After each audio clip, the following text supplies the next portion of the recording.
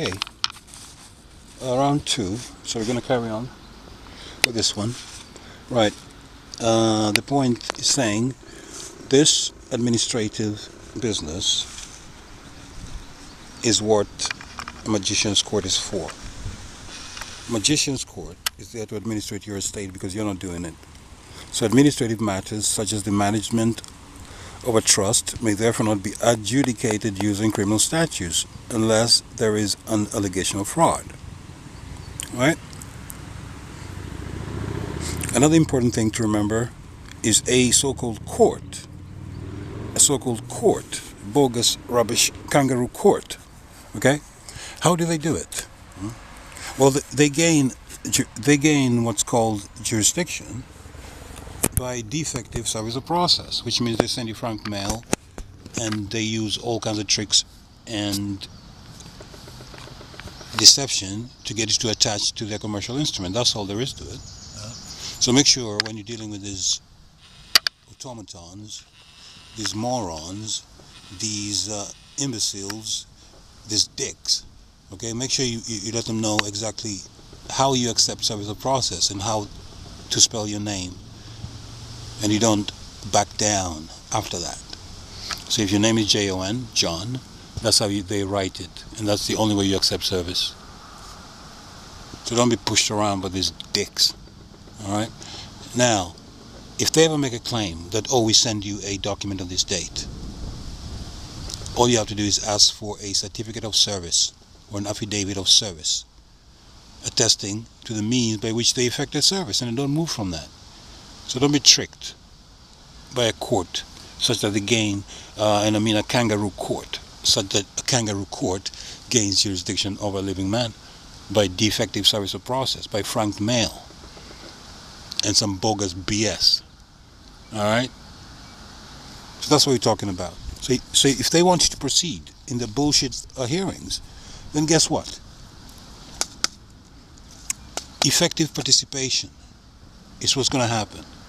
Right? So a civil litigant or criminal defendant must be able to participate effectively in a court hearing, which must be organized to take account of his physical, mental, age, blah, blah, blah, physical characteristics. And that's Stanford v. the United Kingdom. That's European law, so-called law.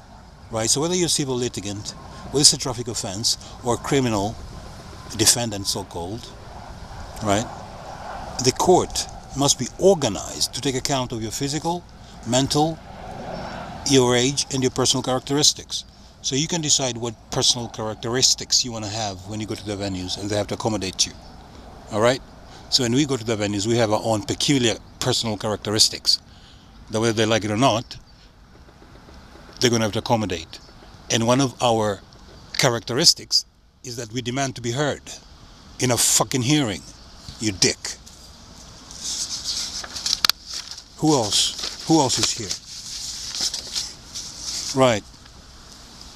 Now, the procedural requirement for a hearing to be regarded as fair must focus on the issue of lack of impartiality or bias. When you go to a kangaroo court, there's conflict of interest right there, because all three parties work for the same interest. That means the priest, the cleric, and the persecutor, they all work for the same interest, okay? So you cannot effectively participate or call such a hearing fair, because it's partial, it's biased, it's run by members of the bar guild. It's a private members club. It's a boys club, you see. It's a boys club. So that's where it is. So don't be deceived by these characters.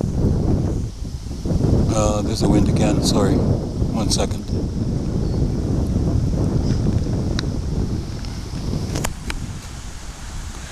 Yeah, automaton characters and their BS, you see. We don't put up with that. Right, let's carry on. Wind again, so I'm going to let it roll for a minute and just take the words.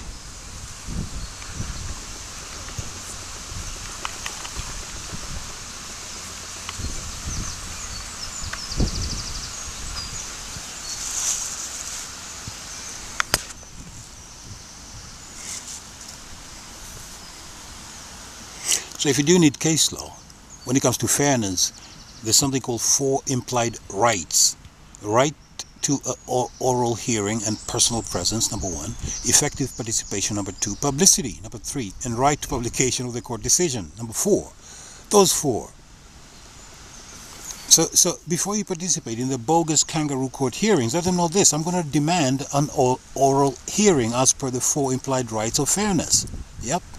And for me to effectively participate, I'm going to need to know what your names are, right? In what capacity you're sitting there, or you're bringing the claim, right? Okay? And I'm going to have a right to publicity also, which is a right for the applicant to claim that a third person or media be allowed to attend the hearing. So what I'm going to do is I'm going to record this kangaroo court hearing, and then I'm going to post it on my channel, because it's a matter of public interest. The thuggery and thievery and criminality and fraud of people purporting to be the public servants or corporate employees is a matter of public interest, right? And they're going to have a right to publication of the court decision. We've been to cases where there's no paperwork. We can't even get the court decision. And there's no publicity because they kick everybody out and they have the secret hearings. They think we're joking with you. We're not playing with you. Your time is finished, man. Monkey man, you're out. So pack your effing bags and start moving, because the people are coming back and we're removing the money changers from the temples.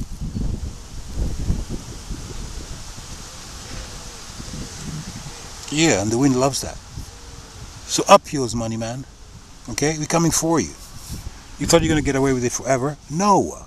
It's a basic requirement of procedural fairness that a so-called person affected by a judicial decision should have an opportunity to be heard before the decision is made. Before the decision is made.